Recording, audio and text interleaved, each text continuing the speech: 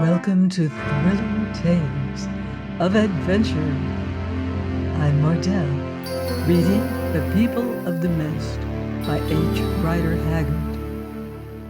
Chapter 34, Nam's Last Argument.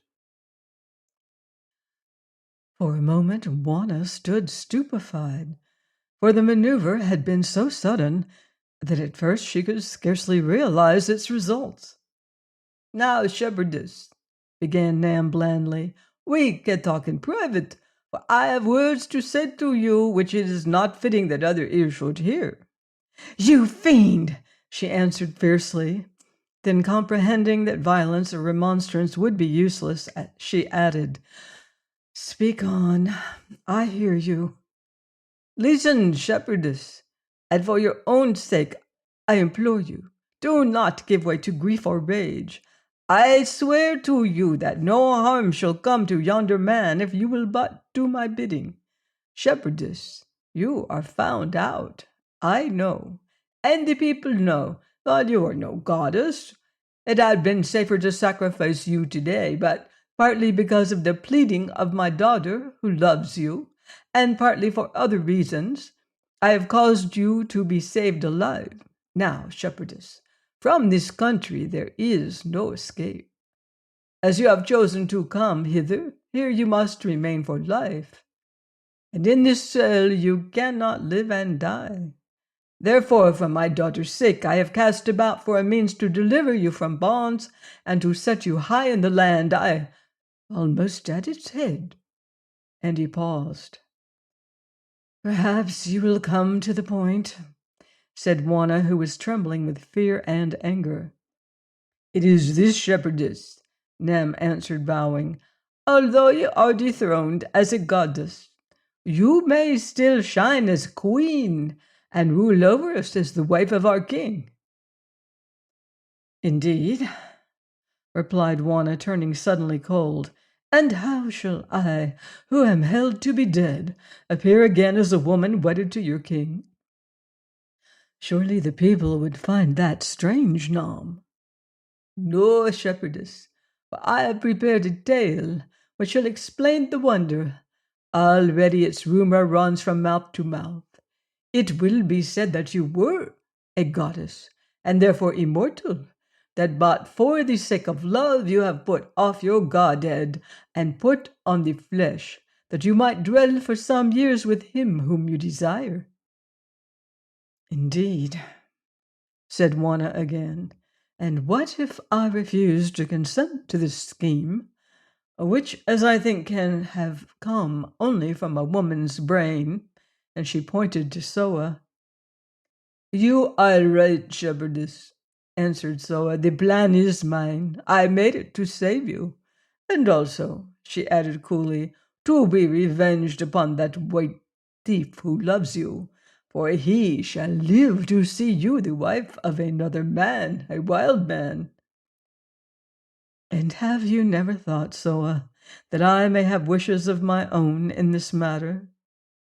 "Doubtless, yet the fairest women cannot always have what they may chance to wish. Know, shepherdess, that this must be both for your sake and for the sake of Nam, my father. Olfan loves you, and in these troubled times it is necessary that Nam and the priest should gain his support, which has been bought but now by the promise that you will be given to him in marriage on this very day. For you, shepherdess, although you might have wished to wed one of your own race, at the least you will rule the queen. That is better than to perish miserably." "I think otherwise, Soa," Juanna answered calmly, for she saw that neither passion nor pleading would help her. "And of the two I choose to die."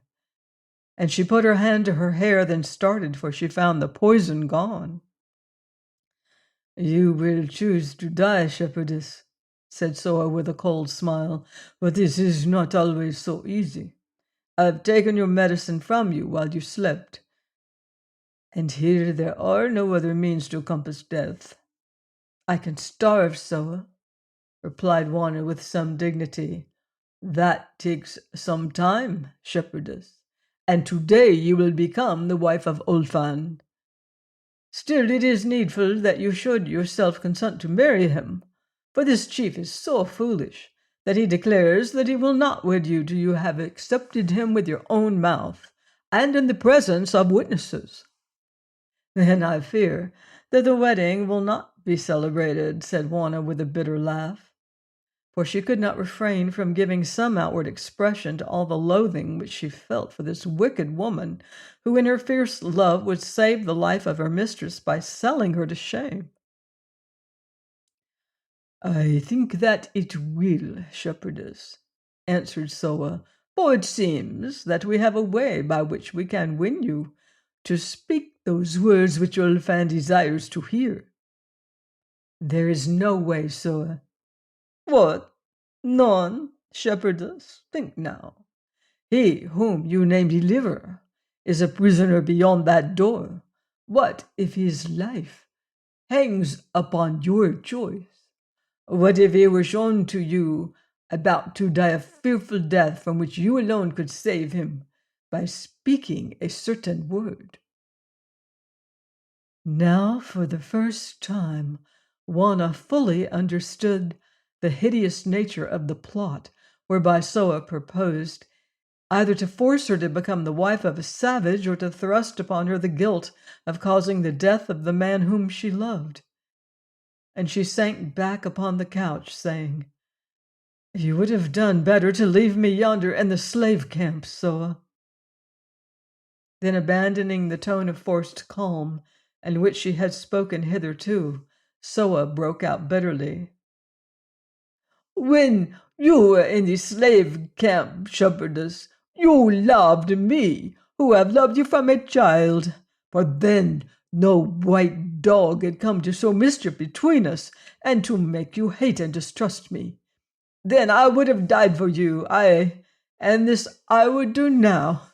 But also I would be revenged upon the white dog, for I, who am husbandless and childless, had but this one thing, and he has taken it from me.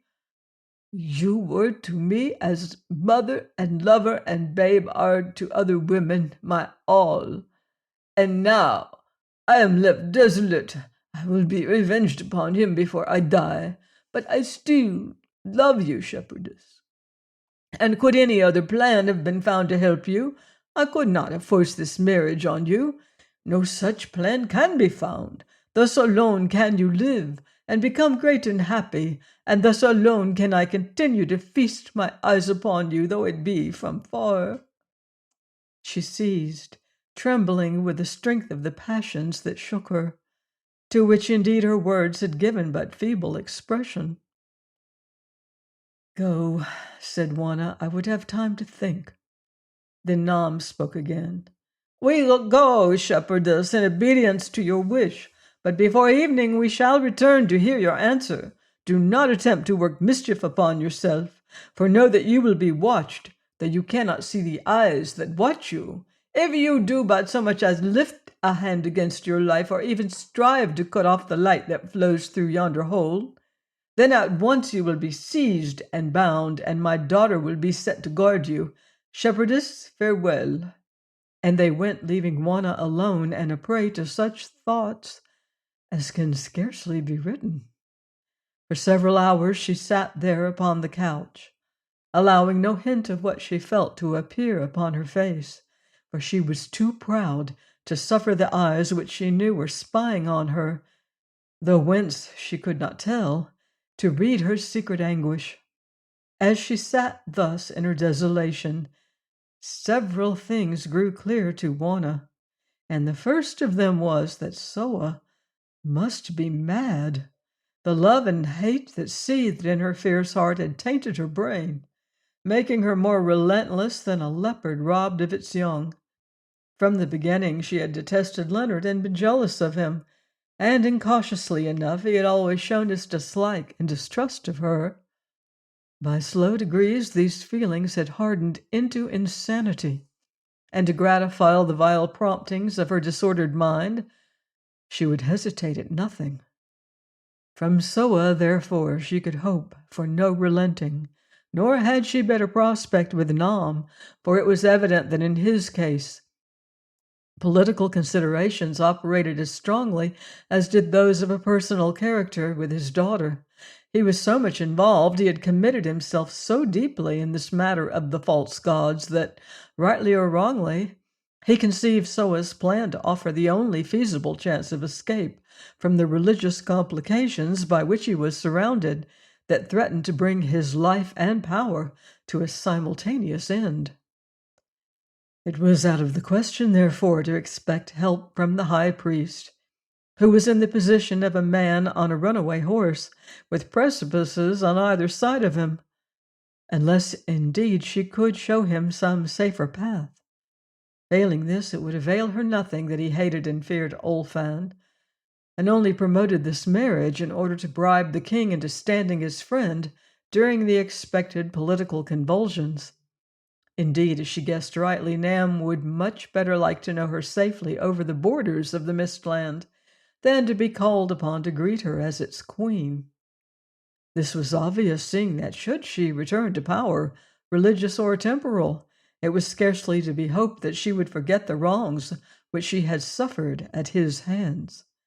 The marriage was to be merely a temporary expedient designed to ward off immediate evil. But should it come about and the crisis be tided over, it was plain that the struggle between the false goddess and the perjured priest must be carried on until it ended in the death of one or both of them. However, all these things lay in the future as Nam foretold it, a future which Juanna never meant to live to see. There remained Leonard and Olfan. The former, of course, was powerless, at least for the present, having suffered himself to be entrapped. Through his lack of caution mattered little, for doubtless if guile had failed, force would have been employed. It was she who must save Leonard, for he could do nothing to save her. The more Juanna thought of the matter, the more she became convinced that her only hope lay in Olfan himself, who had sworn friendship to her, and who certainly was no traitor. She remembered that in their conversation of the day before, he had admitted that she could be nothing to him while Leonard lived. Probably Nam had told him that the deliverer was dead, and then it was, actuated by his passion, which she knew to be genuine enough, that he had entered into a bargain with the priest. These must be the terms of the compact, that the game of the false gods being played, Olfan undertook to support Nam and the rest of his party to the best of his power, for the consideration to be received of her hand in marriage, stipulating, however, that she should give it of her own free will. This, of course, she would never do. Therefore Olfan's proviso gave her a loophole of escape, though Juanna was well aware that it would not be wise to rely too implicitly on the generosity of the savage chief in matters upon which savages are apt to be neither generous nor delicate. On this she must fall back as a last resource, or rather as a last resource but one. Meanwhile, she would fight Nam and Soa step by step, yielding only when she saw that further obstinacy on her part would involve Leonard's destruction. It was possible, indeed it was probable, that everything might fail her, and in that event she must not fail herself. In other words, although the poison had been taken from her, she must find a means of death. Having thought these problems out so far as it was in her power to do, Juanna rose and began to walk up and down the cell, noting its construction and peculiarities. Doubtless Leonard was behind yonder door, but it was so thick that she could hear nothing of his movements. For the rest, it seemed clear that escape was impossible. Excepting these doors, the shaft in the rock was the only other opening that she was able to see, but through this no child could pass, and if he might, it would be to fall into the pool of raging water. Had Otter lived through the fight with the snake god, she wondered? There was small chance of it, but at least he had made an end worthy of his reputation, and she felt proud of him. As the other, Francisco. Of him also she was proud indeed, but for herself She was ashamed, for she knew that she had been to blame, though not designedly. Who would have guessed that this frail, timid man could prove himself such a hero? Or who could estimate the power of the unsought and unhappy love which enabled him to conquer his fear of death?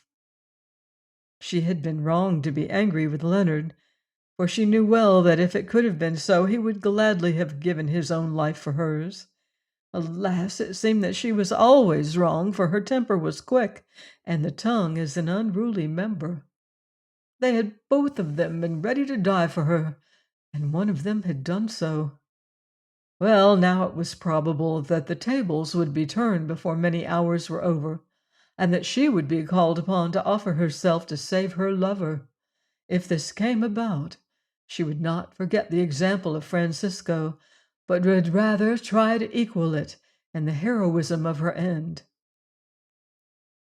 The day passed slowly, and at length the gloom gathering in the little cell told her that night was near. Before it fell, however, Soa and Nam entered bearing candlesticks, which they fixed upon brackets in the walls. "We come, shepherdess, to hear your answer," said Nam. "Will you consent to take Olfan for a husband, or will you not?" "I will not consent." "Think again, shepherdess." "I have thought. You have my answer." At the words, Nam seized her arm, saying, "Come hither, shepherdess, I would show you something."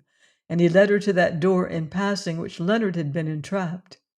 At the same time, Soa extinguished one of the candles, and taking the other in her hand, she left the cell, bolting the door behind her, so that Nam and Juanna stood in darkness. "Shepherdess," said Nam sternly, "you are about to see him whom you name the deliverer. Now, remember this, if you cry out or speak above a whisper, he dies." Juanna made no answer, although she felt her heart grow faint within her.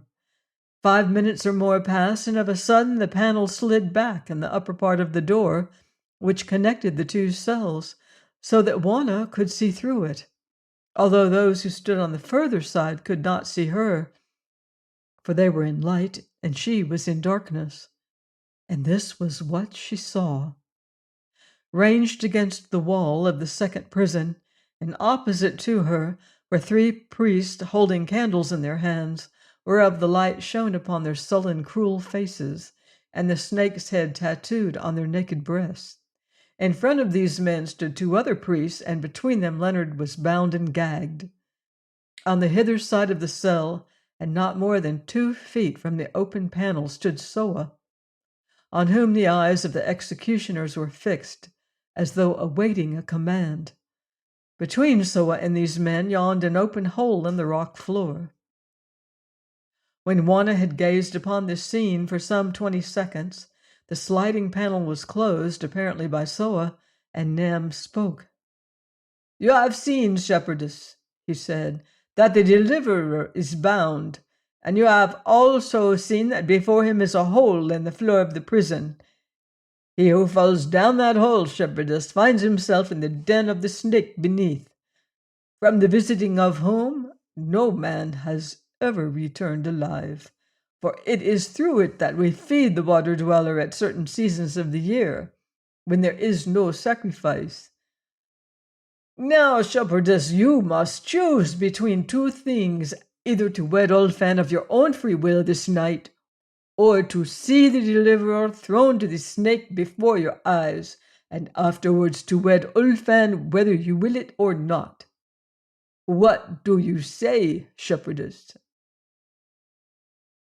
Juanna took counsel with herself, and came to the conclusion that she would resist a little longer, for she thought that this scene might have been planned merely to try her fortitude.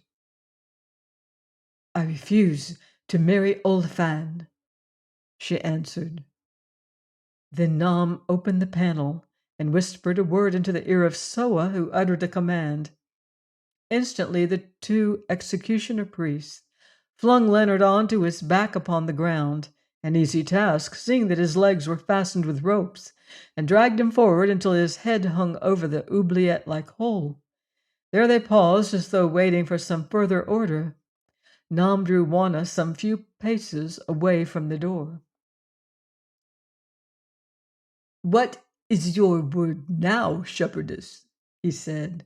"Is the man to die or to be saved? Speak swiftly." Juanna glanced through the opening and saw that now Leonard's head and shoulders had vanished down the oubliette, while one of the priests held him by the ankles, watching Soa for the sign to let him fall. "Loose him," said Juanna faintly. "I will marry Olfan." Stepping forward, Nam whispered to Soa, who issued another order. Thereupon the priest drew Leonard from his perilous position, and unwillingly enough rolled him to the side of the cell, for they would have preferred to be rid of him. At that moment also the shutter was closed. "I said loose him," replied Juanna. "Now the man lies unable to move like a fallen tree on the ground." "No, shepherdess," replied Nam. "Perchance you may yet change your mind. Then it would be troublesome to bind him afresh, for he is very strong and violent. Listen, shepherdess. When Olfan comes presently to ask your hand, you must say nothing of the man yonder, for he deems him to be dead. At the moment you speak of him, he will be dead. Do you understand?" "I understand," answered Juanna, "but at least the gag might be taken from his mouth." "Fear not, shepherdess, it shall be done, when you have spoken with Olfan. And now, at what hour will it be your pleasure to see him?" "When you will. The sooner it is finished, the better." "Good. My daughter," he added to Soa, who just then entered the cell, "be pleased to make fire, and then summon the king, Olfan, who waits without." Soa departed upon her errand, and overcome with terror which she would not show, Juanna sank upon the couch, hiding her face in her hands. For a while there was silence. Then the door opened again, and heralded by Soa, Olfan the king stood before her. "Be careful, shepherdess," whispered Nam as they entered. "One word, and the deliverer dies." Please join me next time for another exciting chapter of The People of the Mist by H. Rider Haggard, here on Thrilling Tales of Adventure.